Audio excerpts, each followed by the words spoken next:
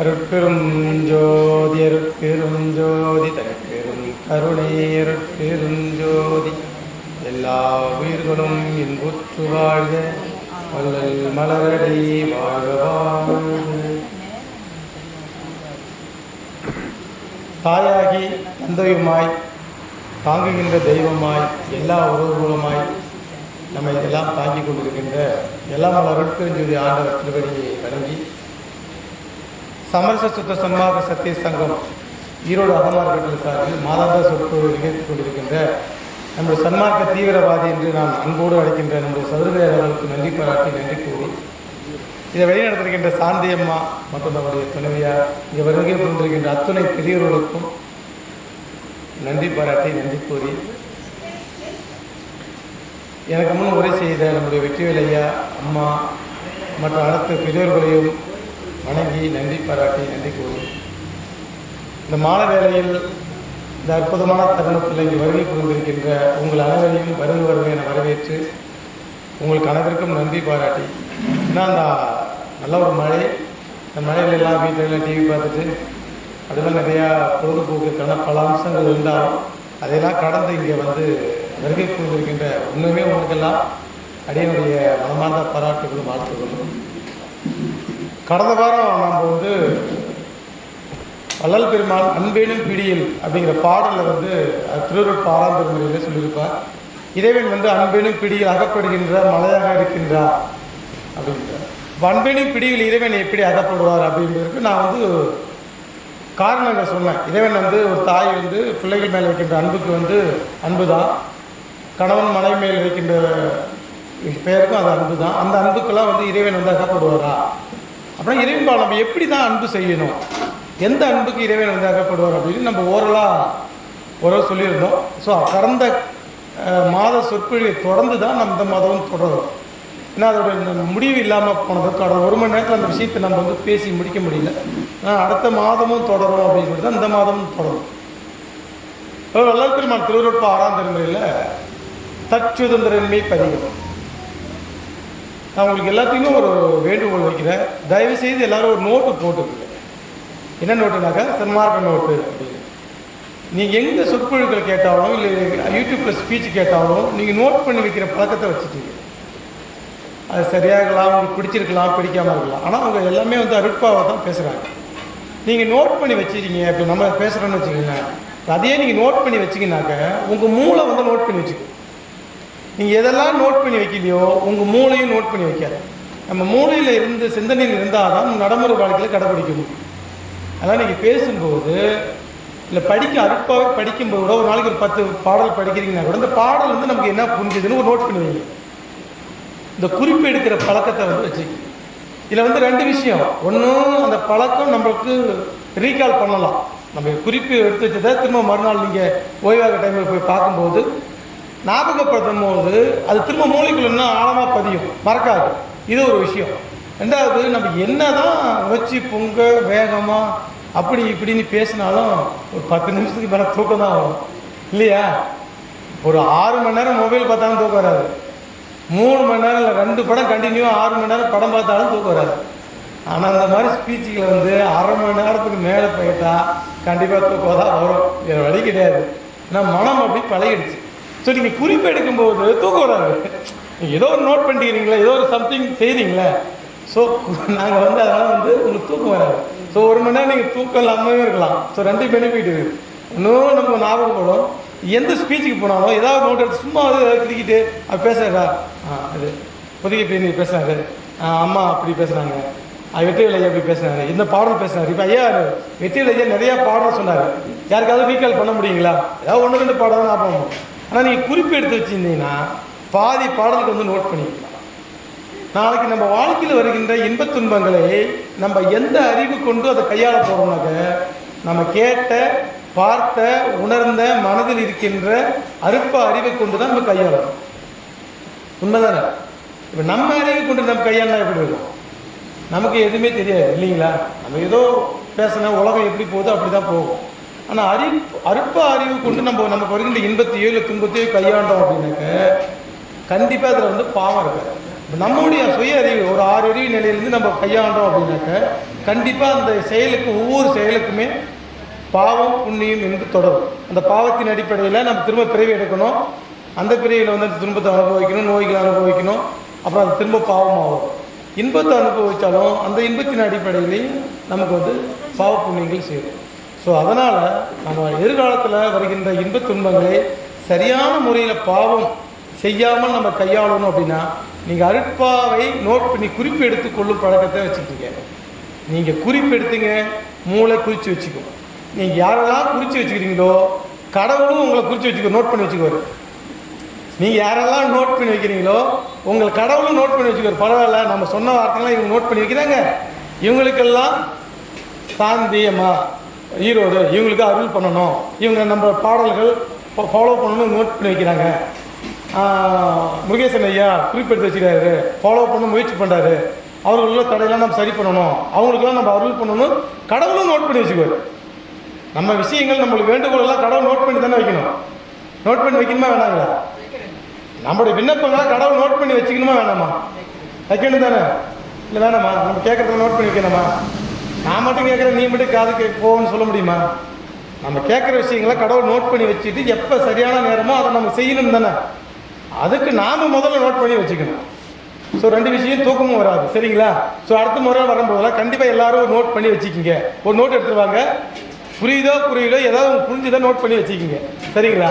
நம்ம அருட்பா 6ஆம் திருமே உரைநடையில் பகுதியும் நம்ம மாதம் அதில் உள்ள பாடல்கள், அதில் உள்ள விஷயங்கள்லாம் நம்ம வந்து விளக்க போகிறோம். இந்த குறிப்பு எடுத்து வச்சிங்கனாக்க கண்டிப்பாக ஒரு லைஃப்பில் உங்களுக்கு நிறைய ஞாபகமாக இருக்கும், மறக்காது, சரிங்களா? சரி, ஓகே. நம்ம கடந்த மாதம் என்ன பேசணும் அப்படின்னாக்கா, இறைவன் வந்து மனிதனுடைய அன்புக்கு எப்படி அகப்படுவார், அன்பெனும் பிடிக்குள்ள எப்படி அகப்படுவார் அப்படின்னாக்க நம்மளுடைய உடல் பொருள் ஆவியெல்லாம் கடவுளிடம் வந்து ஒப்படைக்கும். வள்ளலார் வந்து தற்சுதனமிய பதிகத்தில் முதல் பாடல் சொல்கிறாரு, இப்பாரில் உடல் பொருள் ஆவியெல்லாம் உன்பால் கொடுத்தேன், மற்ற எனக்கு இங்கே ஒரு இறையும் சுதந்திரம் இல்லை, துப்பாய உடலாதி தருவாயோ அல்லது இன்னும் என சோதிப்பாயோ, அப்பானின் திருவுளத்தை அறியே அடியேனால் ஆவது என்ன. சரி, நாம் ஏன் உடல் பொருள் ஆவி கொடுக்கணும்? நம்முடைய உடல் ஆவி நல்லா தானே இருக்குது அப்படின்னாக்க நம்ம என்ன தான் புதுசாக இட்லி தோசைகள் புதுசாக டீ காஃபிலாம் குடித்தாலும் நான் கடந்த கால வார்த்தை சொன்ன மாதிரி உடம்பு வந்து பழசாகிட்டே போகுது, முடியெலாம் நடக்க ஆரம்பிச்சிருச்சு, அது தோல் சுருங்க ஆரம்பிச்சிடும். வயதாக நம்ம மரணத்தை நெருங்கிட்டு போகும். அப்போ உடம்பு வந்து பழசாகிட்டே போகும். சாப்பிட்ற உணவு புதுசு, சட்னி சாம்பார்லாம் புதுசு தான், ஆனால் உடம்பு வந்து பழசாகிட்டே போகும். நம்ம உடம்போட லட்சணம் அப்படிதான். மனசு சொல்லவே வேண்டியதில்லை. மனசு நெஞ்சம் என்பது கோடி நிதம் நினைக்கும் தொழிலை நிமிடமும் மறந்ததில்லை. 80 கோடி சிந்தனை நம்மளை அடைய வச்சுட்டே இருக்கும், இல்லைங்களா? ஸோ அதுவும் நமக்கு வந்து டேஞ்சர். அப்போ இந்த மனநிலையோடு இந்த உடல் பொருளோடு இருந்தால் இது வந்து டேஞ்சரானது, அபாயகரமானது. புதுசாக 100 கொரோனா வந்துச்சுன்னா இந்த உடம்பு தாங்குமா? ஒரு துன்பம் ஒரு கடை வந்துச்சுன்னா இந்த மனசு தாங்காது. இந்த உடல் பொருளாவியில் வேலைக்கு ஆகாது. அப்போ நம்ம இந்த உடல் பொருளாவி கடவுளிடம் ஒப்படைக்கும். கடவுளிடம் ஒப்படைச்சி கடவுளுடைய உடல் பொருளாவியில் நம்ம பெற்றுக்கொள்ளணும் அப்படின்ட்டு வள்ளல் பெருமான் நமக்கு வந்து சொல்கிறார். இப்போ கடவுளோடு நம்ம எப்படி உடல் பொருளாவியை ஒப்படைக்கணும் அப்படின்னாக்க, இந்த உடலை போய் நம்ம எங்கேயும் சரணாகதியை கொடுக்கலாம் முடியாது. நம்ம கொடுக்குற சுதந்திரமும் நமக்கு இல்லை. மனசை நம்ம கலட்டினா அப்படின்னா ஒரு பேக்கெட் பண்ணி இந்த பையன் உடல் பொருளாவியை கொடுக்க முடியாது, கொடுக்கவும் நமக்கு தெரியாது. அப்போ உடல் பொருளாவியை ஒப்படைப்பது எப்படி அப்படின்னு பார்த்தா, வள்ளல் பெருமான் சொன்னதை இந்திரிய ஒழுக்கம். இந்திரியம் என்பது ஃபிசிக்கல் பாடி, இல்லைங்களா? உடலியல் தத்துவம். அப்போ இந்திரிய ஒழுக்கத்தைப்படி நாம் வள்ளல் பெருமான் சொன்ன ஒழுக்கத்தைப்படி நாம் ஃபாலோ செய்து இருந்தோம்னா நம்ம உடலை இறைவனிடம் சரணாகதியை அடைவதற்கு சமம். ஏன்னா இந்திரிய ஒழுக்கத்தில் நம்ம விருப்பத்துக்கு நீங்கள் நடக்கக்கூடாது, கடவுள் அருளை பெறுவதற்கு கடவுள் சொல்கிறபடி நடப்பதுக்கு தான் இந்திரிய ஒழுக்கம். நம்ம இந்திரியங்களை எப்படி ஒழுக்கப்படுத்துவது, எப்படி டிசிப்ளைன் பண்ணுவது, ஸோ இதை தான் வள்ளல் பெருமான் வந்து இந்திரிய ஒழுக்கமாக சொல்லியிருக்காரு. அப்போ இந்திரிய ஒழுக்கத்தைப்படி நாம் நின்னோம் அப்படின்னாக்க நம்ம இறைவனிடம் தன்னுடைய உடலை ஒப்படைத்ததாக அர்த்தம். அதுக்கடுத்து கரண ஒழுக்கம். நம்முடைய கரண ஒழுக்கத்தின்படி இறைவன் சொல்கிறபடி நின்னோம் அப்படின்னாக்க நம்முடைய பொருள் ஆவி, உடல் பொருள்னு சொல்வது மனம்தான். மனம் புத்தி சித்தம் மகங்கள் தான் பொருள். இந்த பொருளை வந்து இறைவனிடம் ஒப்படைத்ததுக்கு சமம். அதுக்கடுத்து ஆவி என்பது ஜீவன் ஜீவ ஒழுக்கத்தைப்படி நாம் செய்தோம், ஃபாலோ பண்ணோம், நின்றோம் அப்படின்னாக்க இறைவனிடம் தன் உயிரை ஒப்படைத்ததாக சமம். அதுக்கடுத்து ஆன்ம ஒழுக்கம். இந்த 3 ஒழுக்கத்தைப்படி நின்னா நம்ம இறைவனிடம் தன்னுடைய உடல் பொருள் ஆவியெல்லாம் கொடுத்து விடுவோம். இப்போ இந்த உடலுக்குள் ஆவியெல்லாம் கொடுத்தா அவர் என்ன தருவார் அப்படின்னா அவருடைய திருவருள் உடம்பு, திருவருள் சுதந்திரம். ஏன்னா நம்ம உலகத்தில் நமக்கு என்ன நடக்கணும், என்ன வேணும், வேண்டுதல் வேண்டானே தெரியாது. நம்ம இந்த உலகத்தில் என்ன வேணும் வேண்டானா நமக்கு தெரியாது. அப்போ கடவுளுடைய நம்ம ஒப்படைக்கும் போது கடவுளுடைய உடல் பொருள் அழியாத உடம்பு, எக்காலத்தும் எவ்விடத்தும் எவ்விதத்தும் எவ்வளவும் தடைபடாமல் ஒப்பற்ற பெரிய வாழ்வு கொடுக்கக்கூடிய உடம்பு, அதுதான் திருவருள் உடம்பு அல்லது திருவருள் சுதந்திரம். சுத்த உடம்பு, பிரணவ உடம்பு, நாண உடம்புன்னு வள்ளல் பெருமான் சொல்லுவார். அப்போ நம்ம கடந்த மாதம் என்ன சொன்னாக்க இந்திரிய ஒழுக்கம், இந்திரிய ஒழுக்கத்தை பற்றி நம்ம விவரிச்சோம். நம்ம உடலை எப்படி இறைவனை ஒப்படைப்பதுனாக்கா இந்திரிய ஒழுக்கத்தில் வள்ளலார் சொன்ன மாதிரி எது இதெல்லாம் நல்லா இருந்தால் நம்ம தன்னுடைய உடலை ஒப்படைத்ததா சமம் அப்படின்னு கடந்த வாரம் நம்ம இதெல்லாம் பேசணும். இந்த வாரம் கரண ஒழுக்கங்கள், மனோ, புத்தி, சித்தம், அகங்காரம், 4 விஷயங்களை தான் கரணங்கள் அப்படின்ட்டு வள்ளல் பெருமான் சொல்கிறார். அதுக்கடுத்து ஜீவ ஒழுக்கம், அதுக்கடுத்து ஆன்ம ஒழுக்கம். 3 ஒழுக்கங்களை பற்றி இந்த வார வகுப்பில் நம்ம பார்த்துட்டு அடுத்தடுத்த வாரங்களில் வள்ளல் பெருமான் அம்மா சொன்ன மாதிரி நித்திய கர்ம உதியில் நம்ம வேலை செய்வது எப்படி, பஞ்சகர்ப்பம் தேய்ச்சி குளிப்பது எப்படி, மற்றதெல்லாம் தேய்ச்சி குளிப்பது எப்படி, வள்ளலார் சொன்னதை நடைமுறை வாழ்க்கையில் நம்ம ஏன் கடைப்பிடிக்கணும், கடைப்பிடிப்பதனால் நமக்கு என்ன மருத்துவ குணங்கள், கடைப்பிடிப்பதனால் நம்ம எப்படி சன்மார்க்கத்தில் பயணம் செய்ய முடியும் அப்படிங்கிற விஷயங்கள்லாம் நம்ம அடுத்தடுத்த வாரங்களில் நம்ம பேசலாம். நம்மளும் யூடியூப்பில் நிறைய விஷயங்கள் பஞ்சகர்ப்பம் குளிக்கிறது, பொன்னாங்கண்ணி பற்றி, கரிசலாங்கண்ணி பற்றிலாம் போட்டிருக்கிறோம். நீங்கள் அதுலேயும் போய்ட்டு தகவலுக்காக நீங்கள் தெரிஞ்சுக்கலாம். ஓகே, வள்ளல் பெருமான் என்ன சொல்கிறாரு, கரண ஒழுக்கங்கிற கரணம் என்பது நாம் சொன்ன மாதிரி மனம், புத்தி, சித்தம், அகங்காரம். வள்ளல் பெருமான் சொல்ற மனதை சிற்றபை இடத்தை நிறுத்தல் வேண்டும். சிற்றபை என்ன? சிற்றபை என்பது இந்த உடம்புல புருவமதி. ஆனால் உண்மையான சிற்றபை என்பது வள்ளல் பெருமான் அடைஞ்ச எல்லைக்கு பேர் தான் சிற்றபை. நாம் வாழ்கிற உலகம் அஞ்ஞான உலகம், இந்த ஸ்பேஸ் அஞ்ஞான உலகம். நமக்கு பிரம்மன் உலகம், அடுத்து விஷ்ணு, ருத்ரன், மகேஸ்வரன், சதாசிவம், நாதம், விந்து, பரநாதம், பரவிந்து, பறை, பரம்பரம், பராபரை. இந்த பராபரையும் கடந்த ஒரு வெளி பெருவெளி. பெருவெளிக்குள் இருப்பது தான் சிற்றபை. சிற்றபையில் விளங்குகின்ற தெய்வம் அதே தெய்வம். வள்ளல் பெருமான் வலியுறுத்துகின்ற தெய்வம் எது அப்படின்னாக்க சிற்றபை என்ற பெருவெளிக்குள் இருக்கின்ற சிற்றபையில் விளங்குகின்ற தெய்வம் அதே தெய்வம். அல்லது மற்ற வெளிகளில் இருக்கிற தெய்வங்கள்லாம் ஒரு தெய்வமாக கன்சிடர் பண்ணலை வச்சுக்கிங்க. அதுதான் ஒவ்வொரு அருள் நிலையிலும் இருக்குது. அதை நீங்கள் வணங்குறீங்கன்னா ஒவ்வொரு அருள் நிலை கொடுக்கும். அது உங்களுக்கு மரணமாக பெருவாளோ கொடுக்குமா அப்படின்னு கொடுக்காது. அப்போ எது கொடுக்கும்னாக்க சிற்றபையில் இருக்கின்ற அருட்பெருஞ்சோதி ஆண்டவர் தான் உங்களுக்கு வருகின்ற மரணத்தை கொடுக்கும், மரணங்களா பெருவாழ்வை கொடுப்பார். அதனால் வள்ளல் பெருமான் சிற்றபை எடுத்து மனசை வைங்க. ஒரு கால் இப்படி புருவ மத்தியில் இங்கே நினைக்குது, 100 பக்கம் எப்படியாவது அந்த அருளை பெறணும், வள்ளல் பெருமான் வலியுறுத்துகின்ற எல்லைக்கு போகணும், வள்ளலார் போன ஸ்பேஸுக்கு நம்ம போகணும், வள்ளலார் போன உலகத்துக்கு போகணும். இந்த உலகத்தில் ரொம்ப நாளாக இருக்க முடியாது, நோய் வருது, ஏகப்பட்ட கேன்சர் வருது, ஏகப்பட்ட கொரோனா தொற்றுகள் வருது, ஏகப்பட்ட பிரச்சனைகள் வருது. அதனால் நம்ம வாழ்கிற உலகம் ஒரு அபாயகரமான உலகம் என்பதை நம்ம புரிஞ்சுக்கணும். இது ஒரு லக்ஸுரியான லைஃபு, கல்யாணம் பண்ணியாச்சு, குழந்தை பெற்றியாச்சு, நல்லா உடை அணிஞ்சிடும், நல்லா சாப்பாடு சாப்பிட்றோம், ஓகே அவ்வளோதானே லைஃபு, அப்படி இந்த வாழ்க்கையில் மயங்கி நின்றக்கூடாது. இது ஒரு அபாயகரமானது. கொரோனா வந்துச்சிங்களா, என்ன ஆச்சு நம்ம லைஃப்லாம், நம்ம சுதந்திரம்லாம் என்ன ஆச்சு, எல்லாம் பறிப்போம். அடுத்தது ஏதாவது ஒரு புதிய சைனாவில் ஏதாவது புதுசாக ரிலீஸ் பண்ணோன்னா இந்த இருக்கிற வாழ்க்கை அபாயமாக யார் யார் என்னென்ன நிலையில் போகிறோன்னு சொல்ல முடியாது. நம்ம வாழ்கிற வாழ்க்கை இவ்வளோ டேஞ்சரானது. அது மட்டும் இல்லை, நம்ம என்ன தான் நினைச்சாலும் நம்மளுடைய விதிப்படி தான் நடக்குது. என்ன தான் நம்ம நினைச்சாலும் கிரகங்கள் தான் நம்மளுடைய கர்ம வினையை தான் நம்மளை ஆட்டிப்படுது. வகுத்தான் வகுத்த வகை அல்லாஹ் கோடி தொகுத்தாருக்கு தூய்த்தல் திருக்குறள் சொல்லுது. நீ வகுத்தபடி தான் நடக்க முடியும். வகுத்த தவிர நீ கோடி விஷயங்களை தொகுத்து வச்சாலும் வேலைக்கே ஆகாதுங்க. ஊழின் பெருவெளி யாவுல திருக்குறள் சொல்லுது. ஊழுங்கிற அதிகாரத்தில் ஊழின் பெருவெளி யாவுல மற்றொன்று சூடினும் தான் முந்துரும். ஊழ் என்ற கர்ம வினை பெரிய வழி. இதை விட வழி உலகத்தில் வேற எதுவும் இல்லை. எப்படி உன்னுடைய அறிவாலையும் உன்னுடைய புத்திசாலித்தனத்தாலையும் ஒரு விஷயத்தை நீ அடையலாம், கிடைச்சிடலாம், பிடிச்சிடலாம், அப்படி கிட்ட போக டக்குன்னு கை இடுக்கில் கூட நழுவி போயிடும். அதுக்கு பேர் தான் ஊழல். அதுக்கு உட்பட்டு தான் நம்ம இந்த வாழ்க்கை வாழ்கிறோம். அது யாராக இருந்தாலும், என்ன ஊரில் இருந்தாலும், ஈரோட்டில் இருந்தாலும், கள்ளக்குறிச்சியில் இருந்தாலும், சென்னையில் இருந்தால் எந்த தேசத்தில் இருந்தாலும் எல்லாருமே ஊழ் அப்படிங்கிற கர்ம வினைக்கு உட்பட்டு தான் வாழும். அப்போ இது எவ்வளோ ஒரு அவஸ்தை பாரு. நம்மக்கிட்ட இருக்குது, நம்ம அனுபவிக்க முடியல. நம்ம நினைக்கிறோம், அது நமக்கு கிடைக்க மாட்டோம். ஆனால் அது இருக்குது இந்த உலகத்தில். ஏன் அப்படின்னாக்க இதுதான் காரணம். ஔவையார் வந்து மிக சிறப்பாக ஒரு ஒரு ஒரு பாடல் ரொம்ப சொல்லுவாங்க. பெண்களுக்கு புத்திமதி சொல்லுவது போல, ஆழ அமுக்கி முகக்கினும் ஆழ்கடலில் நாழி முகவாது நானாழி தோழி நிதியும் கணவரும் நேர்படியும் தான் தான் விதியின் பயனேற்ப. இந்த விதியினுடைய பலத்தை வந்து சொல்லும்போது 1 லிட்டர் வாட்டர் கேன், இதை நம்ம பழுப்புல பிடிக்கிறோம். எவ்வளோ பிடிக்கும்? 1 லிட்டர் வாட்டர் கேன் தண்ணி பிடிச்சா எவ்வளோ பிடிக்கும்? 1 லிட்டர் பிடிக்கும். இப்போ இங்கே காவேரி போகுது, காவேரி ஆற்றுல நல்லா தடப்பொருளாக தண்ணி போகுது.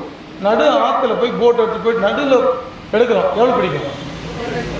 கிணத்துக்குள்ள நல்லா ஆழமாக விட்டு எடுக்கிறோம், எவ்வளோ பிடிக்கும்? நல்ல கடலுக்குள்ளே போகிறோம், நல்ல கடல் நடு கடலில் போய்ட்டு அந்த 1 லிட்டர் கேனில் தண்ணி மொண்டா எவ்வளோ பிடிக்கும்? பெரிய கிணறுங்க, பெரிய ஆறு, நிறைய தண்ணி போகுது. ஆனால் எவ்வளோ கண்டென்ட் பிடிக்கும்? நம்ம புண்ணியம் எவ்வளோ இருக்குதோ அவ்வளவுதான் நமக்கு பிடிக்கும். அதுதான் வள்ளலார் ஔவையார் சொல்கிறாங்க, ஆழ அமுக்கி முகக்கினும் ஆழ்கடலில் நாழி முகவாது நானாழி தோழி நிதியும் கணவரும். நல்ல கணவர், நல்ல பணம் இருக்குது, நல்ல வசதி இருக்குது, எல்லாம் அமைஞ்சிருக்குது, நல்லா ஊர். ஆனால் நீ எவ்வளோ அனுபவிக்கும்? எவ்வளோ அனுபவிக்கும்? நிதியும் கணவரும் மேற்படினும் தான் தான் விதியின் பயனே. ஆனால் நிறைய பேர் சொல்லுவாங்க, நல்ல வீட்டுக்காரர் தாங்க, எனக்கு நோய் கேன்சரு, எனக்கு நல்ல வீட்டுக்காரர் நல்ல வசதியாக தான், பிள்ளைகிட்ட நல்ல வசதியாக தான் இருக்கிறேன், ஆனால் எனக்கு வந்து அந்த நோய், நான் சக்கரை நோய், எனக்கு அதை சாப்பிடக்கூடாது, இது சாப்பிடக்கூடாதுன்னு சொல்லிட்டாங்க.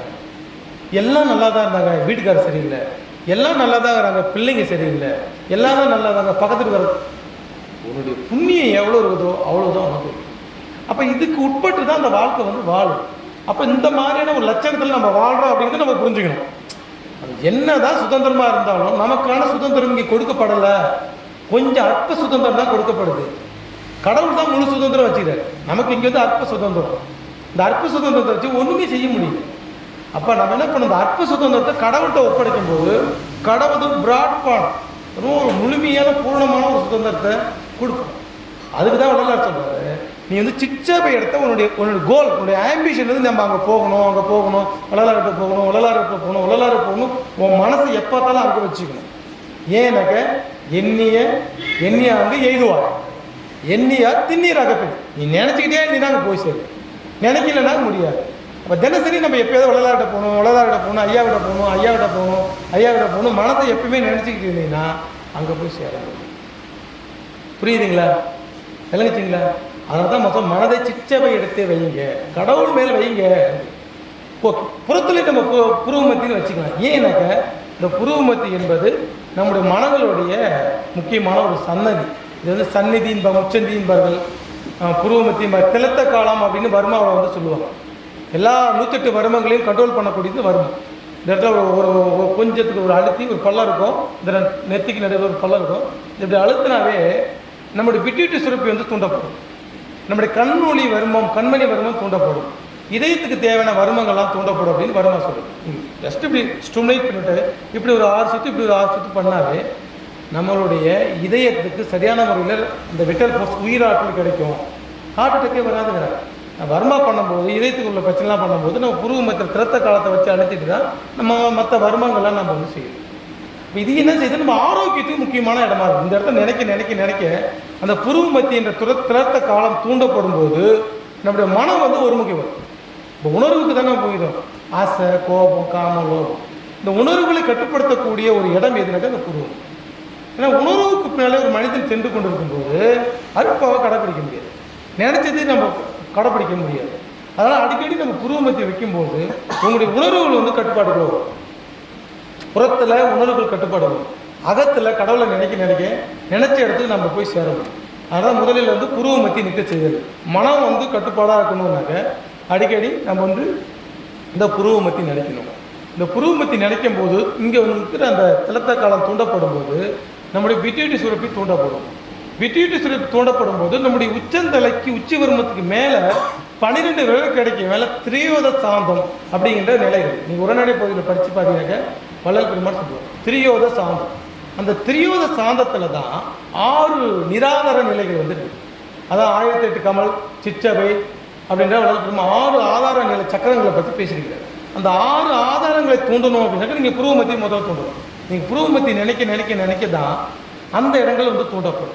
அந்த திரியோத சாதம் தூண்டப்பட்டால் தான் அதுதான் பெருவெளியில் இருக்கின்ற இறைவனை தொடர்பு கொண்டு, காந்த தொடர்பு கொண்டு அந்த பெருவெளியில் இருக்கிற இன்ஃபார்மேஷன் எல்லாத்தையும் கொண்டு வந்து மழை பொழிவது போல ஒரு மனிதனுக்கு கொடுப்பது எதுவும் அந்த திரியோத சாதம். ஸோ வள்ளலார் வந்து வலியுறுத்துவது வந்து கீழ்நிலை ஆதாரமோ மேல்நிலை சக்கரங்களே கிடையாது. வள்ளலார் முழுக்க வலியுறுத்துவது நிராதாரம் நிலைகளை பற்றி தான். இந்த நிராதார நிலையை ஆக்டிவேட் பண்ணணும், தூண்டணும்னாக்க இங்கே புருவ மத்தி வைக்கணும். புரியுதுங்களா? ஸோ அதனால தான் வள்ளல் பெருமான் வந்து புருவ மத்தியில் முதல்ல மனசை நிற்க வைங்க. புருவ மத்தி நிற்க மனம் வந்து கட்டுப்பாடும். மன கட்டுப்பாடுகள் வந்து அதிக மூச்சு காட்டு பிராணவாயு செலவாகுது. அதிக பிராணவாயு செலவாகுனா நம்ம உயிராற்றல் வந்து செலவாகுது. ஸோ மனம் வந்து அடங்கினா, மனம் அது செம்மையானால் மந்திரமே நீ ஜெபிக்க வேண்டியங்கிற. இப்போ மந்திரம் எதுக்கு ஜெபிக்கிறோம்னாக்கா மனம் வந்து செம்மையாக தான் ஜெபிக்கணும். மனம் வந்து செம்மையாக வாசியோகமே செய்ய வேண்டாம் பாரு. வாசியோகம் ஏன் செய்யறோம்னாக்கா மனதை வந்து கட்டுப்பட்டு விட்டுலாம். மனதை கரைச்சி அது வந்து மனதை கடந்தால் தான் கடவுள் அருளை பெற முடியும் சித்தர்களுடைய வாக்கு. ஸோ அதுக்காக தான் வாசியெல்லாம் வந்து செய்யணும். ஸோ நம்ம மனதை நம்ம வந்து விளையாடணும்னாக்கா முதல்ல புருவமத்தில் நிற்க மனம் வந்து கட்டுப்பாடு வரும். 2வது துருவிஷயத்தை பற்றாதுக்கு செய்தல். தேவையில் அருள் பெறுவதற்கு இந்த உலகத்தில் எதெல்லாம் தேவையில்லையோ அதெல்லாம் பற்றாமல். துருவிஷயம் என்பது என்னன்னாக்க சிறுநீரி செல்லாது அப்படின்னு வள்ளல் பெருமாள் சொல்லுவாங்க. சிறுநீரினா என்னன்னாக்கா அருள் பெறுவதற்கு நாம் தவிர மற்ற எந்த விஷயங்களும் நீங்கள் செஞ்சாலும் சரி, அது வயிற்று பொழப்பா விஷயமா இருந்தாலும் சரி, அது எந்த விஷயமான எல்லாமே சிறுநீதியாகிட்டு. அப்போ துருவிஷயங்கிறது நான் அதை தான் கன்சிடர் பண்ணுறேன்.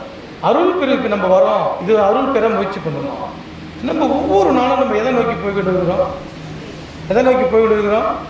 மரணத்தை நோக்கி போவோம். ஒவ்வொரு நாளும் நம்ம என்ன பிறப்பை நோக்கி போகிறோம்.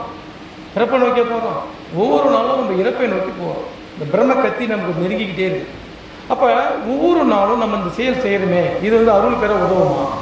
நம்ம இன்றைக்கி இந்த ஊருக்கு போகிறோம், இந்த கல்யாணத்துக்கு போகிறோம், இது அருள் பெற உயலுமா? நம்ம இந்த காதுகுத்துக்கு போகிறோம், இது அருள் பெற உயலுமா? நம்ம அந்த விசேஷம் போகிறோம், இந்த விசேஷம் போகிறோம், அதுக்கு போகிறோம். நீ எந்த விஷயமானாலும் சரி அப்படியே மானிட்டர் பண்ண ஆரம்பிச்சிருக்கு. இந்த விஷயம் அருள் பெற உதவுமா? உதவாது அப்படின்னாக்கா நம்ம இன்றைக்கி நாள் வேஸ்ட் பண்ணிட்டோம். இன்றைக்கி ஒரு நாள் கிடைச்ச நாள் வந்து வேஸ்ட் ஆகி போயிடுச்சு. வள்ளலார் சொல்கிறாரு, அருள் பெறத்துக்கு வள்ளல் பெருமான் மேற்கொண்ட ஒழுக்க முறை என்ன? புண்படா உடம்பும் குறைபடா மனமும் பொய்ப்படா ஒழுக்கமும் பொருந்தி கண்படாது இரவும் பகலும் நிந்தனையை கருத்தில் வைத்து ஏற்றுவதற்கு இசைந்தேன். அப்போ எப்படின்னா அருள் அவர் எப்படி பெற்றார்? கல்யாணத்துக்கு காது குத்துக்கு எல்லாத்துக்கும் போய்கிட்டு ஜாலியாக தியேட்டருக்கு போய்கிட்டு தேவையில்லாத விஷயம்லாம் ஜாலியாக செஞ்சுட்டு அருள் பெற்ற முடியும்? என்ன சொன்னார்? கண்படாது இரவும் பகலும் நிந்தனையை கருத்தில் வைத்து நான் ஏற்றுவது. சும்மாலாம் அருள் கிடைக்கல. மூவரும் தேவரும் முத்தரும் சித்தரும் இப்படி யாருக்கும் கொடுக்காம வள்ளலாருக்கு வந்து அருள் புரிஞ்சு ஆண்டவர் தன் கையில் பிடித்த தனியார சாட்சியை என் கையில் கொடுத்த என் தண்ணி தந்தை. சும்மா தருவாரா? நான் காது கொடுத்து கல்யாணம் கொடுத்துனா நான் அப்படி ஜாலியாக இருப்பேன், நான் அப்படி சாப்பிட்டு சுகபோகமாக இருப்பேன், உலகத்தில் நடக்கிற எல்லா விஷயத்தையும் என் மண்டையில் போட்டுக்குவேன், நாட்டில் எந்தெந்த ஆட்சி நடக்குது எது நடக்குது எல்லாத்தையும் என் மண்டையில் போட்டுக்குவேன், நீ மட்டும் அருள்தா தருவாரா? நீ எதில் பற்று இருக்கு, எதில் அதிக நேரம் செலவு பண்ணுறியோ தம்பி அதிலே இருந்துக்கு உன் வேலை நீ அப்படியே பிஸியாகிற பார்த்துக்கு. கடவுள் என்ன நினைக்கிறாரு? தம்பி எவ்வளோ நேரம் 24 மணி நேரத்தில் எவ்வளோ நேரம் நம்மளை பற்றி நினைக்கிறாரு? நான் வேணும்னு எவ்வளோ நேரம் நினைக்கிறாரு? இல்லை உலகம் வேணும்னு எவ்வளோ நேரம் செலவு பண்ணுறேன்னு பார்க்குறேன். தேர்வுமா 12 மணி நேரம் நம்ம அருள் பார்க்க செலவு பண்ண முடியுமா? வந்த நோக்கம் அருள் பெறது. வந்ததுக்கு வந்து இங்கே காதுகுத்துக்கு போகிறதுக்கோ, கல்யாணம் பண்ணுறதுக்கோ, இங்கே மொழி வச்சுட்டு உட்காந்துக்கிறதுக்கோ, இங்கே சினிமா பார்த்துக்கிறதுக்கோ, இங்கே பொதுக்கூட்டம் பண்ணுறதுக்கோ, கரகாட்டம் பார்க்குறதுக்கோ இங்கே அதுக்கெலாம் வரல. வந்தது பிறப்பு இறப்பு ஒழிப்பது. அப்போ வந்த வேலை அப்படி இருக்குது. இங்கே வந்த இடத்துல ஒரு நாள் 24 மணி நேரத்தில் சாப்பிட்றது கூட இங்கே வந்து வாழ்கிறதுக்காக சாப்பிட்றோம். அருள் பெருதுக்காக சாப்பிடல. தூங்குறது கூட அதெல்லாம் இந்த உலக விஷயத்தை தான் கணக்காகிடும். அருள் பெருதுக்கெல்லாம் தூங்குற விஷயம் கணக்காகிடும். இல்லைங்க நான் பல்லு விளக்குதான். உலகத்தில் நீ செய்கிற விஷயம் எல்லாமே இந்த உலகத்தில் வாழ்கிறதுக்காக, அதெல்லாம் அவர் கணக்கு ஏற்றுக்க மாட்டார். அருள் பெறுவதற்காக எவ்வளோ மணி நேரம் நீ அவரை நினைச்ச?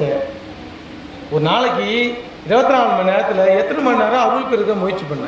எத்தனை மணி நேரம் சாவறதுக்காக முயற்சி பண்ண? இந்த உலகத்தில் வாழ்றதா சாவறது தானப்பா.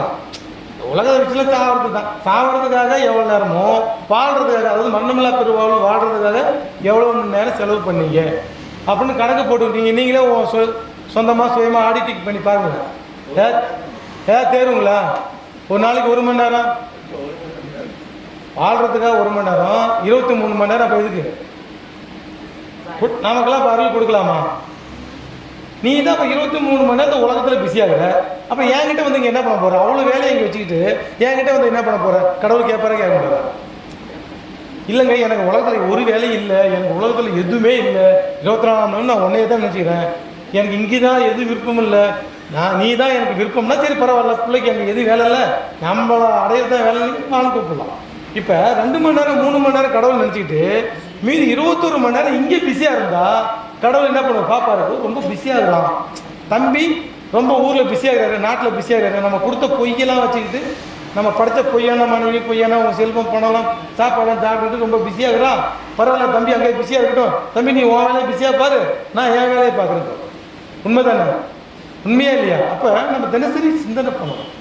எண்ட் ஆஃப் த டே படுக்கும்போது இன்னைக்கு அருள் பெறுவதற்கு எத்தனை மணி நேரம் செலவு பண்ணணும்? தினசரி சிந்தனை பண்ணுங்க. செல்ஃபாக உங்களையே நீங்கள் யாரும் நமக்கு புத்தி பற்றி சொல்ல வேண்டியதில்லை. அருள் பெறுவதற்கு இன்னைக்கு எத்தனை மணி நேரம் செலவு பண்ணணும், எத்தனை மணி நேரம் வேஸ்ட் பண்ணணும்? நீங்கள் இப்படி பார்த்துக்கிட்டே வந்து கணக்கு போட்டு பார்த்தீங்கன்னா நீங்கள் வேஸ்ட் பண்ண மாட்டீங்க. மறுநாள் வந்து விரைய பண்ண மாட்டீங்க. நம்ம மனசாட்சியை உறுத்தும். அதை தான் நல்லா சொல்கிறார், நீங்கள் துரு விஷயத்தை எந்த விஷயத்தையும் பற்றாதீங்க. இது அருள் பெற உதவுமா உதவாது அது வரல. நான் யாரோ கோச்சிக்கிட்டோம், ஏதோ செஞ்சுக்கிட்டோம்.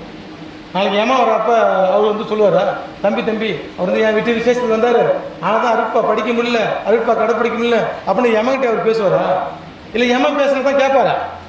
நம்ம சொந்த பந்தம் எல்லாம் ஈரோடு மக்களே வந்து கூப்பிட்டாருன்னு வச்சுக்க, சதுரகிரி எமன் வந்தாருன்னு வச்சுக்க, ஈரோடு மக்களே வந்து எமன்கிட்ட பேசுங்களேன், எமன் கேட்பாரா? அப்போ அவர் கேட்க மாட்டாங்கும் போது நாம் எதுக்கு காரணம் சொல்லிக்கிட்டு இந்த உலகத்தை தெரியணும்? இதை வள்ளல் பெருமாள் சொல்கிறார், கூற்று வரும் காலதனுக்கு எது புரிவீர் ஐயோ. கூற்று வரும், யமன் வருவானே, அப்போ வந்துட்டு நீங்கள் என்ன காரணம் சொல்ல போகிறீங்க? யாருக்காவது வரமாட்டாரா? யாருக்காவது டவுட் இருக்குங்களா? வரமாட்டீங்களா? எனக்கெல்லாம் வரமாட்டாருங்க, அவர் ஈரோடுக்கெலாம் அட்ரஸ் தெரியாது, அவர் அப்படியே கள்ளக்குச்சி எடுத்து திரும்பி போயிடுவார் அப்படின்னு சொல்ல முடியுமா யமனை? அவர்தான் தெளிவாக அட்ரஸ் தெரியும், எல்லா வீட்டுக்கு கரெக்டாக வந்து டைம் வேணால் வந்து கதை தட்டுவார் இல்லைங்களா? இப்போ கன்ஃபார்ம் வருவார். வர்றதுக்கு முன்னாடி நம்ம ஒரு அணை போட்டே ஆகணும், அருள் போட்டே ஆகணும். ஆற்று வெள்ளம் வருவது முன் அணை போட அறியீர், அணை போட்டே ஆகணும். இல்லை அப்புறமா பார்த்துக்கலாம், அப்புறமா செஞ்சுக்கலாம், அப்புறமானாக்க திரும்பி பார்த்தா திரும்ப பல்லுலாம் போயிடும், திரும்பி பார்த்தா தாத்தா ஆகிடும், போகிறதே தெரியாது. அதனால் காலம் உள்ளபதே பண்ணணும். அதனால் துரு விஷயங்களை நம்ம தேவையில்லாத விஷயங்கள்லாம் போகக்கூடாது. அருள் பெறுவதற்கு சப்போர்ட் பண்ணாத உதவாத எந்த விஷயத்தையும் ஃபில்டர் பண்ண இன்னிலேருந்து ஆரம்பிச்சிருங்க. இன்றைக்காவது ஆரம்பிங்க. நான் என்ன சொல்ல, இன்றைக்காவது ஆரம்பிங்க. இன்னைக்கு இல்லைன்னா எப்போ? சரிங்களா? ஓகே. அடுத்து பிற குற்றம் விசாரியாமல் இந்த விஷயத்தில் அது சன்மார்க்கிகளாக இருந்தாலும் சரி, வைத்தியம் பண்ணுற வைத்தியர்களாக இருந்தாலும் சரி, ஒரு சன்மார்க்கி பேசுறது, ஒரு ஆள் பேசுறது, அந்த ஆள் சரியில்லை, இந்த ஆள் சரியில்லை, அந்த ஆள் கருத்து இப்படி பேசுறாரு, இந்த ஆள் கருத்து இப்படி பேசுறாரு, அந்த ஐயா இப்படி பேசுறாரு, இந்த ஐயா இப்படி பேசுறாரு. என்கிட்ட வந்து ஈரோட்லேருந்து ஒரு பெண்மணி தினசரி கேட்குறாங்க, குப்புசாமி ஐயா சொன்னார், அதுக்கு நீங்கள் என்ன சொல்கிறீங்க? கதிரவேல் ஐயா இப்படி சொன்னார், அதுக்கு நீங்கள் என்ன சொல்கிறீங்க? அவரு இப்படி சொன்னார், இதுக்கு நீங்கள் ஏமா யாரை பற்றி என்கிட்ட கருத்து சொல்லாது. எனக்கு யாரோட கருத்துக்கு எனக்கு கருத்து தெரியாது. அருட்பாவிலேருந்து ஏதாவது கேட்டீங்கன்னா எனக்கு தெரிஞ்சதை சொல்லுவேன். யாருடைய கருத்துக்கும் என்கிட்ட கருத்து கேட்காது. அவங்கவுங்க விஷயத்தில் அவங்கவுங்க அறிவு பக்குவத்து சொல்கிறேன், என் பக்குவத்துக்கு நான் சொல்கிறேன், இதுதான் என்ன, இதுக்கு மீறி ஒரு விளக்கம் இருக்கும். ஏன் அற்பறிவு தெரிஞ்சுட்டு நான் சொல்கிறேன், அவர் அற்பறிவு தெரிஞ்சுட்டு அவர் சொல்கிறார். இது ஒவ்வொருத்தவங்களும் ஒவ்வொரு விதமாக இங்கே சொல்ல தான் செய்வார். இறைவன் ஒரு மனிதனுக்கும் 109க்கும் 9 லட்சம் பேதங்களை வச்சு படைக்கிறார். கடவுள் டிசைன் பண்ணுறாரு 9 லட்சம் வித்தியாசங்கள். எத்தனை லட்சம் வித்தியாசங்கள்? 9 லட்சம். விலங்குகள் வந்து 11 லட்சம், மனிதனுக்கு ஜாதி 9 லட்சம். அப்போ மனுஷன் வித்தியாசமாக இருக்க தான் செய்வான். அவனை மாதிரியே இவன் இருக்கணும், இவனை மாதிரியே அவன் இருக்கணும். ஒரு தாய்க்கும் பிள்ளைக்குமே வித்தியாசம் இருக்குது. தாய் பேச்ச பிள்ளை கேட்குது, அந்த பேச்சு கேட்க மாட்டேன். அப்போ டிசைன் இப்படி இருக்குது. அப்படி இருக்கும்போது எனக்கு பிடிச்ச மாதிரியே உலகத்தில் எல்லாரும் பேசணும், எனக்கு பிடிச்ச மாதிரியே அவன் இருக்கணும். நீ எனக்கு பிறந்த என் பேச்சை நீ கேட்டு தான் ஆகணும். நீ என் பொண்ணு ஒய்ஃபு, என் மனைவி, நான் சொல்கிறதான் நீ கேட்கணும். இல்லை என் கணவர் நீ சொல்கிறதான் எனக்கு இங்கே அப்படி அமைக்கப்படலை. மனிதன் பேச்சு கேட்குற அளவுக்கு அமைக்கப்படலை, கொஞ்சம் நெஞ்சு தான் இருக்கும், அதை தான் அட்ஜஸ்ட் பண்ணி வரும். இதுதான் யதார்த்தம். இந்த உலகத்துடைய யதார்த்தம் என்னன்னாக்க இங்கே இப்படி தான் இருக்கும். 9 லட்சம் பேதங்களோடு மனிதர்கள் இருப்பார்கள். இதுதான் இங்கே யதார்த்தம். இந்த யதார்த்தத்தை தான் நம்ம வாழணும். என் பேச்சை என் பிள்ளை கேட்கல, என் பிள்ளையை நான் அப்படி நினச்சிருந்தேன், எங்கள் வீட்டுக்காரரை நான் இப்படின்னு கல்யாணம் பண்ணேன், ஆனால் அவர் இப்படி இருக்கிறாரு, என் மனைவி இப்படின்னு நினச்சேன். இங்கே இப்படி தான் இருக்கும். யாரும் பேச்சு கேட்குற மாதிரிலாம் இல்லை. நாமளும் யாரும் பேச்சு கேட்க மாட்டோம், நம்ம பேச்சு யாரும் கேட்காம இருப்பாக்கூடாது. இதுதான் இங்கே யதார்த்தம். நமக்கு பிடிச்ச மாதிரி யாரும் இருக்க மாட்டாங்க, எல்லாருக்கும் பிடிச்ச மாதிரி நாமளும் இருக்க முடியாது. இதுதான் இங்கே யதார்த்தம். இதுதான் இங்கே கட்டமைப்பு. இந்த கட்டமைப்பில் தான் நம்ம சன்மார்க்கத்தை கடைபிடிக்கணும். ஸோ இந்த யதார்த்தத்தை புரிஞ்சுக்கணும். ஏன்னாக்க வள்ளலார் அவர் வாழ்க்கையில் ஆய்வு பண்ணும்போது பசித்திரு, தனித்திரு, விழித்திரு அப்படிங்கிற 3 செய்திகளை சொல்கிறார். அதில் தனித்திரு என்று சொல்வது இந்த எதிர்பார்க்காம இருக்கிறது தான். தனித்திரு காட்டுக்கு போகிறது கிடையாது. ஒரு மனிதன் இன்னொருத்தர் யாரும் எதிர்பார்த்து வாழ்ந்துறாங்க. தனித்திரு இங்கே உலகத்தில் எது வேண்டாலும் நடக்கும். இன்று இருப்பவர்கள் நாளை இல்லை, நாளை இருப்பவர்கள் நம்ம மற்ற நாள் இருக்க மாட்டோம். இதுதான் இந்த உலகத்துடைய யதார்த்தம். அப்போ எங்கேயாவது எதிர்பார்த்து வாழ்ந்துடாதீங்க. தனித்து விடப்படுவீர். யாரையும் சார்ந்து வாழ்ந்து விடாதீர்கள். இறைவனை மட்டுமே சார்ந்து வாழ்ந்து. இங்கே யாரை சார்ந்து இருந்தாலும் ஒரு நாள் அது கைவிடப்படுவது. இதுதான் இந்த உலகத்துடைய யதார்த்தம். அதனால தான் வள்ளலார் தனித்திருன்னு சொன்னார். தனித்திருனாக்க காட்டில் விட்டுட்டு எல்லா புள்ள பண்ணெல்லாம் விட்டு போகிறதுக்கு அடையாளம் கிடையாது. தனித்திரு யாரையும் எதிர்பார்த்ததுக்காக சார்ந்து வாழாதுங்கன்னு புரியுதுங்களா? ஸோ அதனால தான் வள்ளல் பெருமான் பிறகு கூட்டம் விசாரிக்கிட்டார். ஏன் இங்கே இப்படி தான் இருப்பாங்க, அவன் இப்படி செய்கிறான், அவன் அப்படி செய்யறான், இவன் இப்படி செய்கிறாங்கிற விஷயத்தை விட்டுட்டு இருப்பது இயல்பு. மாங்காய் இங்கே புளிக்கும், மாங்காய் புளிக்கும், மிளகாய் இங்கே இது காட்டும், பாவக்காய் இங்கே கசப்பும். இங்கே ஒவ்வொன்றும் ஒவ்வொரு சுவையோடு இருக்க தான் செய்யும். இதுதான் யதார்த்தம். இந்த உலகத்தில் ஒவ்வொரு மனிதர்களும் ஒவ்வொரு பைத்தியமாக தான் இருக்கும். நான் சொன்னால உங்கள்கிட்ட ஒவ்வொருத்தவங்களும் ஒவ்வொரு பைத்தியம், நாமளும் ஒரு பைத்தியம். எப்படி ஒவ்வொருத்தவங்களும் ஒரு பைத்தியம், நாமளும் வள்ளலார் பைத்தியம். இப்படின்னு தான் நம்ம நினச்சிக்கணும். அந்த பைத்தியம் அது உலக தான் செய்யும், அது தெரிஞ்சது அவ்வளோதான். அப்படி தான் போகணுமா தவிர பிற குற்றங்களை விசாரித்து கொண்டிருக்கும்போது நீங்களும் குற்றம் செய்ய வேண்டும். உங்கள் குற்றத்தை அவன் விசாரிப்பான். நீங்கள் மற்றவங்களை பற்றி குறை சொல்லும்போது உங்களை பற்றி 4 பேர் குறை சொல்லுவோம். ஸோ இறை என்ற அந்த மாபெரும் ஆற்றல் நாம் நினைப்பதை, பேசுவதை, சொல்வதை எல்லாம் நமக்குள் இருந்து கண்காணித்து கொண்டு இருக்கிறது அப்படின்னு தெரிஞ்சுக்கிட்டு பிற குற்றத்தை விசாரிக்க இருக்கணும். ஏன் மனம் போயிட்டு அங்கே சிக்கிக்கிச்சுன்னா இங்கே கடவுளை வணங்காது. அதனால் பிற குற்றம் விசாரிக்காமல் இங்கே குற்றத்தோடு குறையோடு இருப்பது இயல்பு. அவராச்சு கடவுளை வச்சு அவர் பார்த்துக்குவார். நாம் போய்ட்டு விசாரிச்சுக்கிட்டு நம்முடைய பயணத்தை நிறுத்த வேணாம். அதுக்கடுத்து பிறர் மீது கோபியாமல் இருக்குது. அடுத்து கோச்சிக்கிறது, கோபப்படுறது. அவன் இப்படி செஞ்சான், நான் இப்படி நம்பிட்டு இருந்தேன், நான் உன்னை தான் கதின்னு இருந்தேன், இந்த ஆள் இப்படி பண்ணிட்டாரு. எதிர்பார்க்கும் போது அங்கே ஏமாறும் போது நம்ம கோவம் உடனே நம்ம ஃபிக்ஸ் பண்ணிப்போம், இது இப்படி தான் நடக்கணும். அங்கே அது நடக்காது, உடனே திடீர்னு கோவம். ஸோ இந்த கோபப்படுறதையும் நம்ம பிறர் மீது கோபியாமல் இருப்பதையும், ஏன்னா மற்றவங்க மேலே கோபம் இருக்கும்போது அந்த கருணை தடவை. ஒருத்தன் மேலே கோபம் இருந்தால் நம்ம கருணை வருமா? ஸோ கோபம் இருக்கும்போது கருணை தடைப்படும். அதனால் மற்றவர்களுப்பா கோபம் இருக்காமல், ஏன்னா கோபம் படுவது அருள் பெறுவதற்கு தான். கோபம் கொள்ளும்போது நம்முடைய இரத்த ஓட்டங்கள், நம்முடைய மூளை, சிந்தனை திறனெல்லாம் மாறும், தடமாறும். கருணை தடைப்படும். அதனால் மற்ற மேலே கோபியாமல் இருக்கும். அதாவது தன்னை மதியாமல் இருக்குது. இந்த விஷயம் இங்கே ரொம்ப ஒரு பெரிய விஷயம். என்னை யாரும் மதிக்கல, எனக்கு யாரும் முக்கியத்துவம் கொடுக்கல, நான் யார் தெரியுமா, நான் யார் தெரியுமா, நான் எப்படிப்பட்ட ஆள் தெரியுமா, நான் எப்படிப்பட்ட தெரியுமா, என்னை மதித்தானா, என் பேர் போட்டானா, என்னை பச்சானா, என்னெல்லாம் மதிக்க மாட்டேங்கிறான், எனக்கெல்லாம் ஒரு அங்கீகாரம் கிடைக்கல. இப்படி நம்மளை யாராவது ஒருத்தவங்க ஏதாவது பண்ணிக்கிட்டே இருக்கணும், யாராவது ஒரு பண்ணிக்கிட்டே இருக்கணும். புகழுக்காக இந்த மனம் தேவையில்லாத விரும்பிக்கிட்டே இருக்கும். அதனால் தன்னை நாம் என்ன வள்ளலார் சொல்கிறாரு, இவ்வளோ அருள் பெற்றுட்டு மூவரும் தேவரும் முத்தரும் சித்தரும் யாவரும் பெற்றிடாத இயல் பெற்ற வள்ளல் பெருமான் சொல்கிறாரு மெய்யுறு வியப்பு பதிகத்தில், கடைய நாயின் கடைய நாயினேன். கடையவான் நாயின், நாயை விட ரொம்ப கடைய வேணுங்கிறார். மலத்தில் புழுத்த புழுவும் நிகர மாட்டா நாயினேன். ஒரு புழு மலத்திலே வெள்ளை வெள்ளையாக பூ இருக்குது பார்த்தீங்களா, பூச்சி, அது மலத்தில் பிறக்குது, அப்புறம் மலத்திலே சேர்த்து இறந்து போயிடும். அதுக்கு விட நான் கீழானவன் சொல்கிறேன்.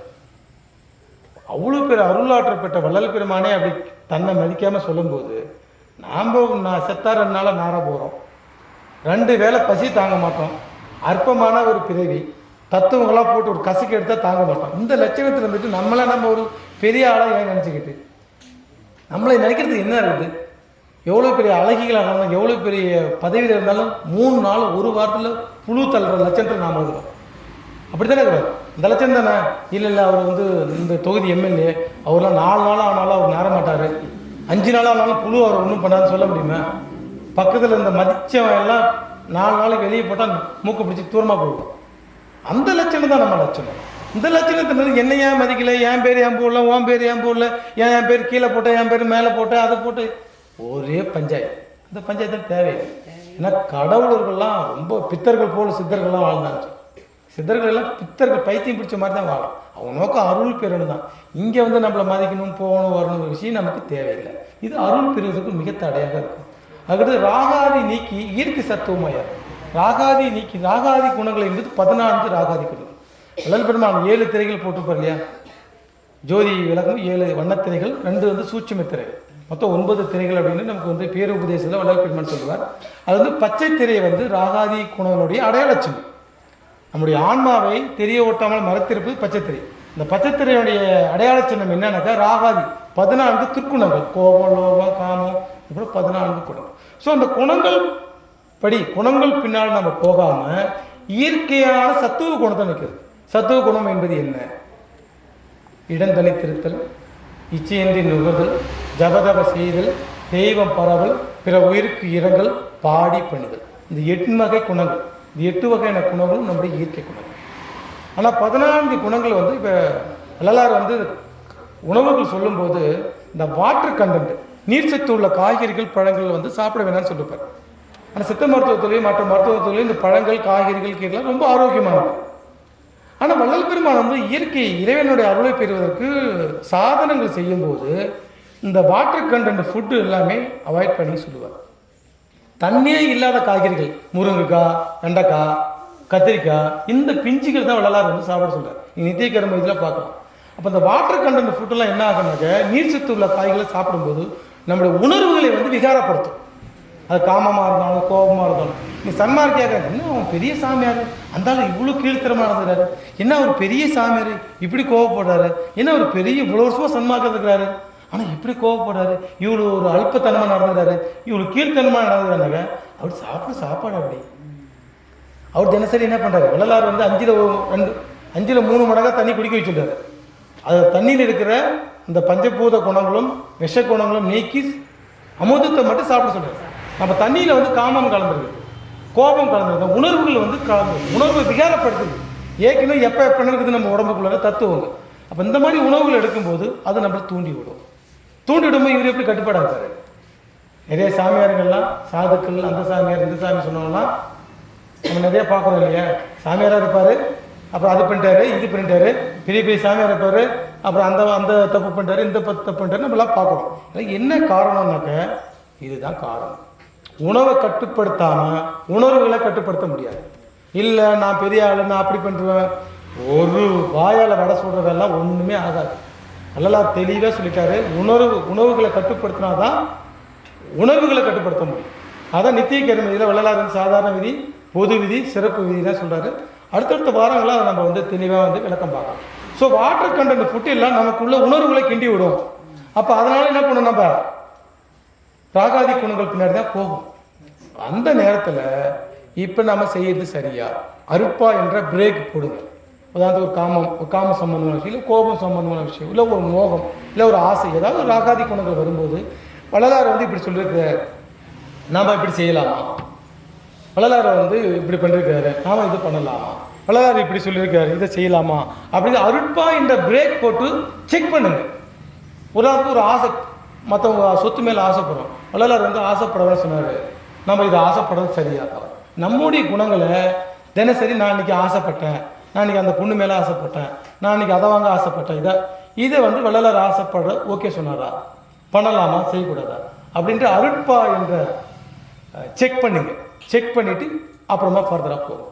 இப்போ நமக்குள்ளே நடக்கிற ஒவ்வொரு உணர்வுகளுக்கும் அருட்பாவை வச்சு சோதித்து கொள்ளுங்கள், பரிசோதித்துட்டு பிறகு அந்த உணர்வுக்கு வந்து முக்கியத்துவம் கொடுங்க.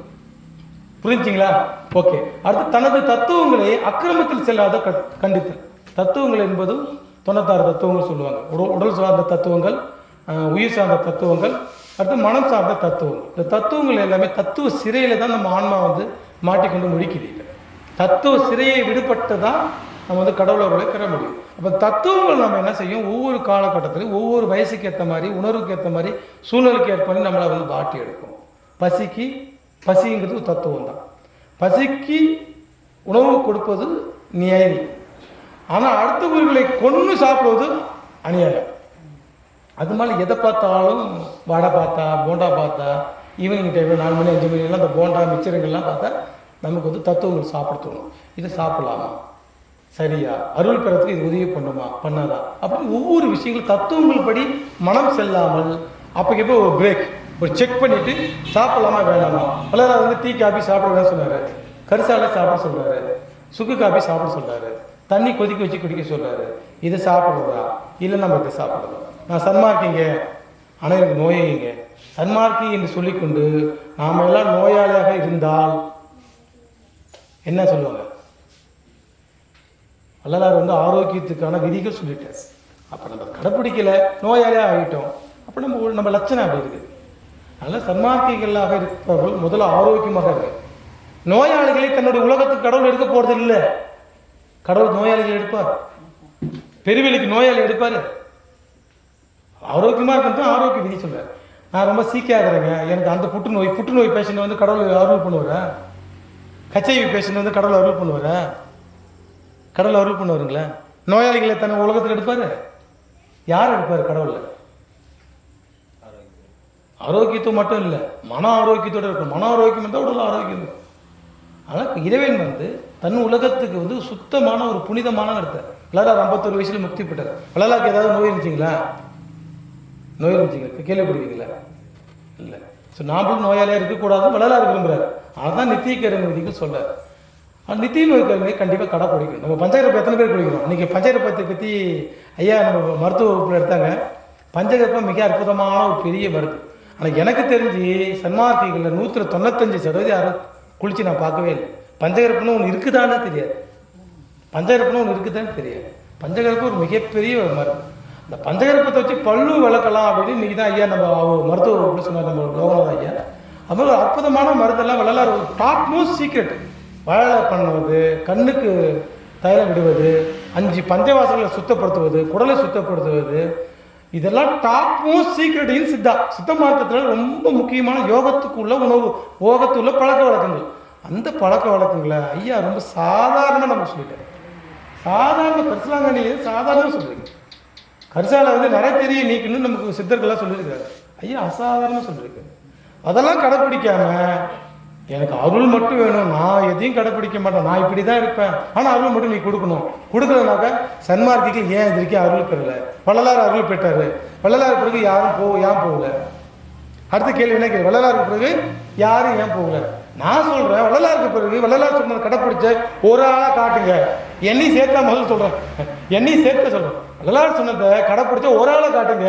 ஏன் அவங்க வந்து போகணும்னு நான் சொல்கிறேன். பாரு அப்படின்னு சொன்னால் யாரையும் காட்ட முடியல. நம்ம லட்சணம் அப்படிலாம் இருக்குது. சாமி சொன்னதெல்லாம் கடைப்பிடிக்காம, சாமி சொன்னதெல்லாம் நிறுத்தாம நம்ம அருள் பெற முடியாது. அட்லீஸ்ட் ஒரு முயற்சியாவது பண்ணணும். நாம் அவரை நோக்கி கொஞ்சம் போனோம்னா அவரு நம்ம நோக்கி தூரமாக வரும். நம்ம அவரை நோக்கி ஒரு அடி எடுத்து வச்சா நம்மளை நோக்கி ஒரு 10 அடி வைப்பார். நம்ம திணையளவு கடவுளை நினைச்சா கடவுள் நம்மளை பனையளவு நினைப்பாராம். அப்படி நினைப்பார் நினைப்பு வண்ணங்களும். கடவுள் எப்படி அருள் விளங்குது? நினைப்பார் நினைப்பு வண்ணங்களும், கருதுவார் கருது வண்ணங்களும். நீ கடவுளை நினைக்கிற அப்போ கடவுளை உன்னை நினைக்கிற, நீ கடவுளை உன்னை மறக்கிற அப்போ கடவுளும் உன்னை மறந்துக்கிற. அப்போ கடவுள் நமக்கு அருள் பண்ணணும், நமக்கு நல்லது செய்யணும்னு நினச்சிக்கிட்டே இருக்கணும்னாக்க நாம் அவரை நினச்சிக்கிட்டே இருக்கணும். ஓகேங்களா? ஸோ அதுக்கு கரண ஒழுக்கம் என்பது முக்கியமான. அது ஜீவ ஒழுக்கம்.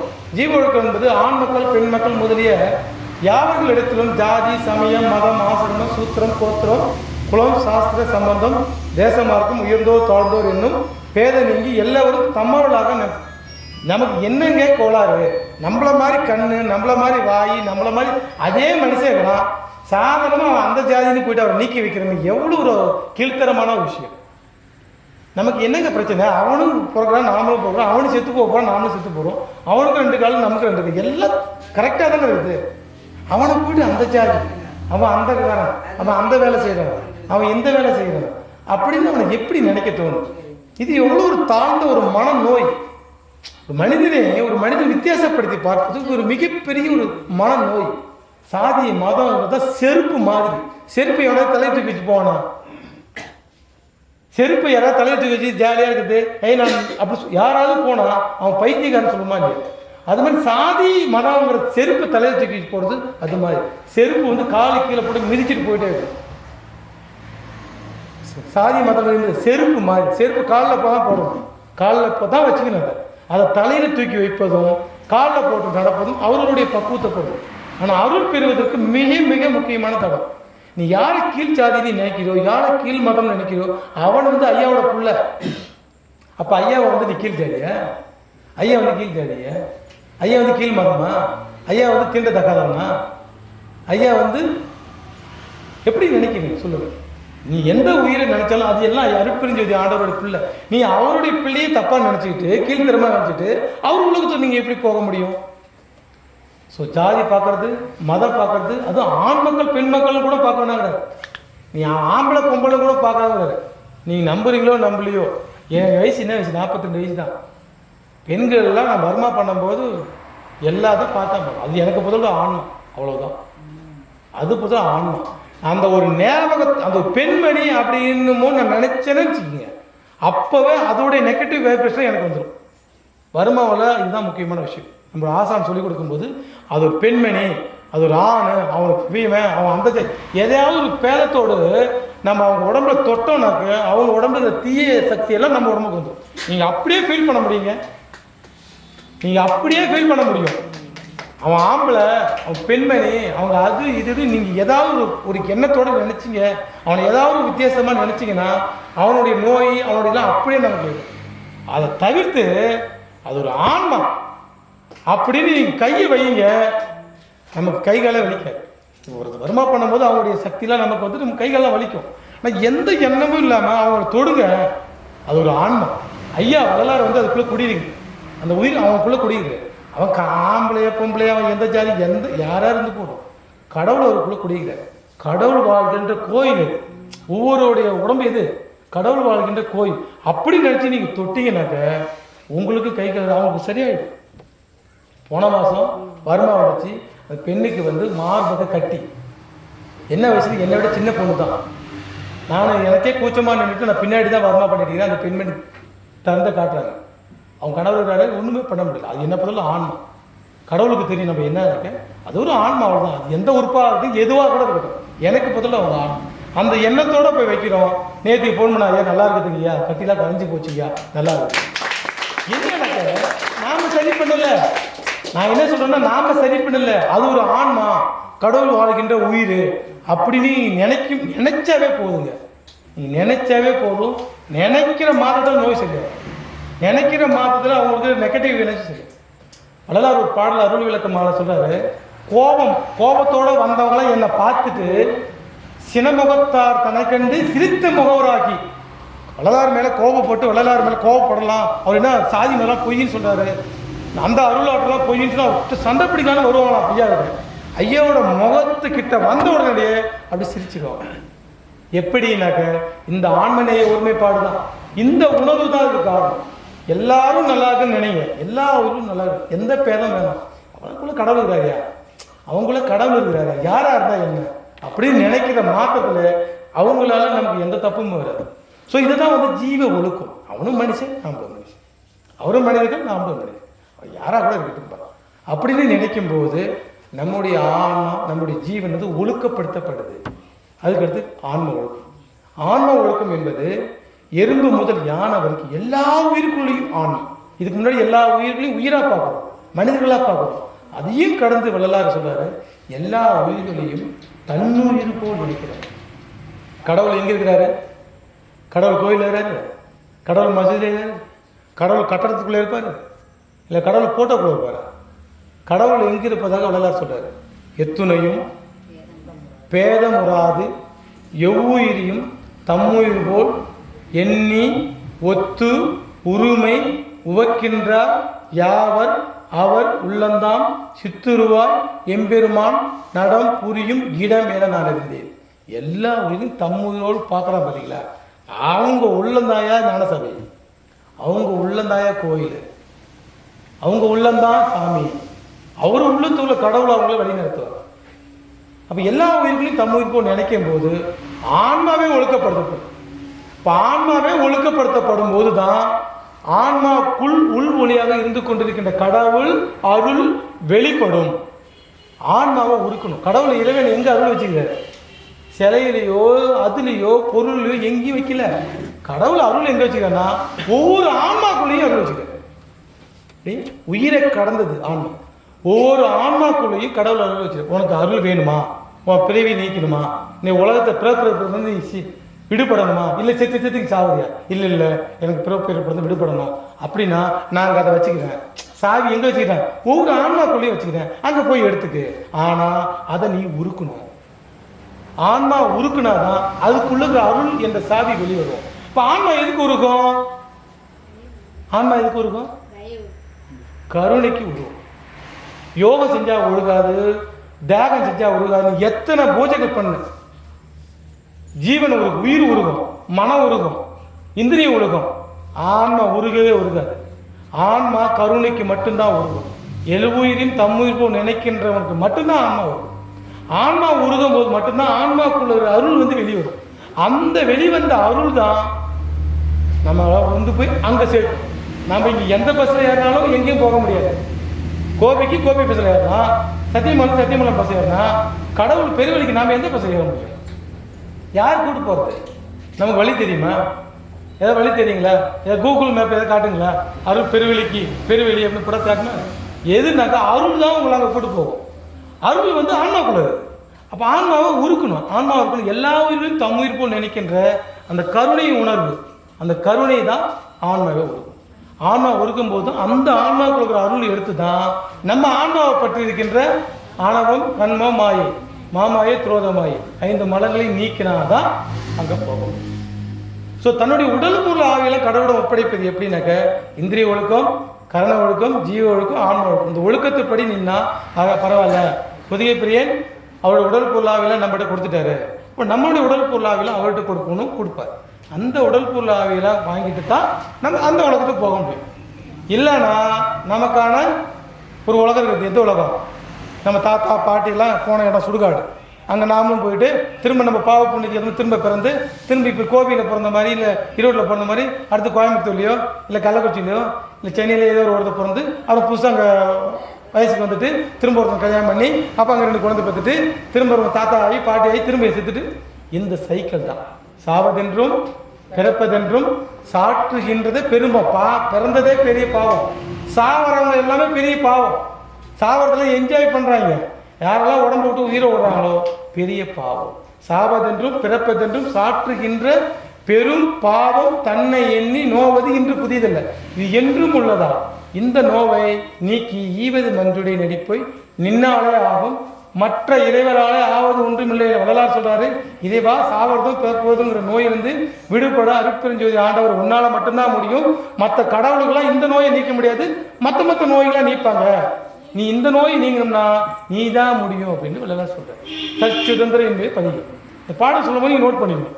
திரும்ப வீட்டில் போய் அந்த பாடம் நீங்கள் படிக்கணும். அப்போ திரும்ப உங்களுக்கு பதிவாகும். ஸோ நம்ம எல்லாம் உடலுக்குள்ள ஆவியெல்லாம் ஒப்படைக்கலாமா? நாம் ஒப்படைச்சா அங்கே போவோம், ஒப்படைக்கணும்னா இப்போ ரிவேஸ் வந்துடும். சரிங்களா?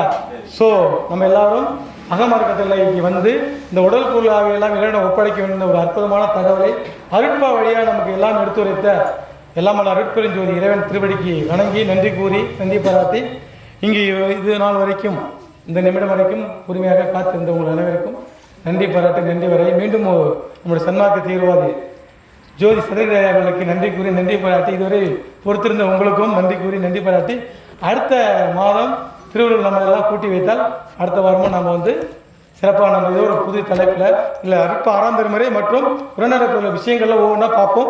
நீங்கள் அருட்பாவும் ஆறாம் திருமுறை உரைநடைப்பு கம்பல்சரி எல்லாரும் எடுத்துருவாங்க, நோட்டு கூட எடுத்துருவாங்க, ரெஃபர் பண்ணணும். பைபிள் இல்லாமல் போகிறாங்க. நம்மளால் பைபிள் இல்லாமல் போகிறாங்களா? குரான் இல்லாமல் எந்த வீடாக இருக்குதுங்களா? எந்த இஸ்லாமிய வீட்டை குரான் இல்லாமல் இருக்குதுங்களா? அப்போ நாமளும் அருட்பா இல்லாமல் இருக்கக்கூடாது. எல்லாரும் தயவு செய்து அருட்பா வாங்க. அருட்பா இல்லாதவங்க இவர்கிட்ட ஐயாட்ட நோட் பண்ணி வைங்க, நம்ம அருட்பா கொடுத்துடலாம். யாருக்காவது அருட்பா ஆறாம் திருமுறை உரைநடை பகுதி வேணும்னாக்க ஐயா விட சொல்லுங்க, ஐயா உங்களுக்கு கொடுப்பார். ஐயா கொடுப்பா, அப்புறம் ஐயா கொடுப்பா. சரிங்களா? எல்லாரும் வரும்போது சும்மா அருட்பாராம் திருமுறை உரைநடை பகுதி ஒரு நோட்டு கம்பல்சரி இங்கே எடுத்துகிட்டு வரணும். நன்றிங்களா? ஓகே, நன்றி நன்றி நன்றி, வணக்கம்.